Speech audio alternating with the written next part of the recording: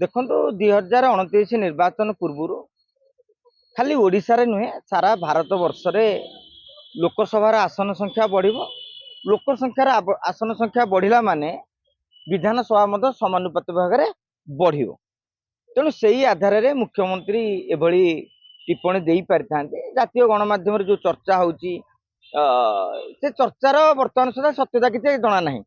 कहीं 2026 बर्तमान जो सेंसस चली पुणी 2027 जाए भी चलो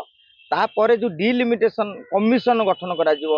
लोक संख्या आधार करेंगे गोटे गोटे चर्चा आप मझे शुणिथे जे ये डिलिमिटेशन प्रोसेस द्वारा दक्षिण भारत राज्य गुड़िक बेसी क्षतिग्रस्त हे कहीं जनसंख्या नियंत्रण कर लोक संख्या आधार कराऊे से गोटे धारणा रोचे आशंका रोचे उत्तर भारत जी दबदबा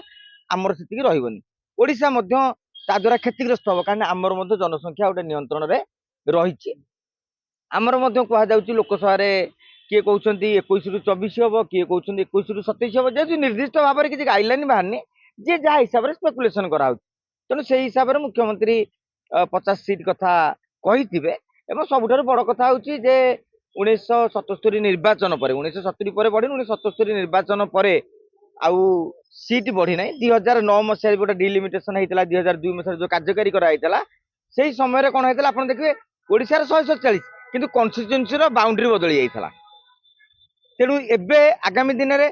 बाउंड्री बदल ना नुआ हम से नहीं कि स्पष्ट गाइडलाइन आसी ना एवं आउ सब बड़ कथा हूँ आपण मैंने जानिथे जे महिला मानक 33% रिजर्वेशन दि जाऊँ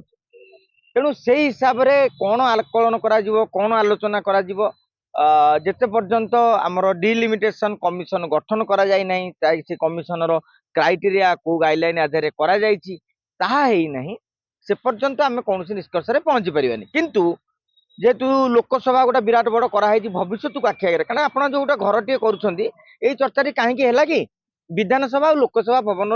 नूतन शिलान्यास दिगला समय बदलुची तेमे पुणी 100 वर्ष चिंता कर तेणु से 29 होपे 34 होपे 39 होपे उत्तर पीढ़ी हो पारे आउ तो यहाँ जो आमर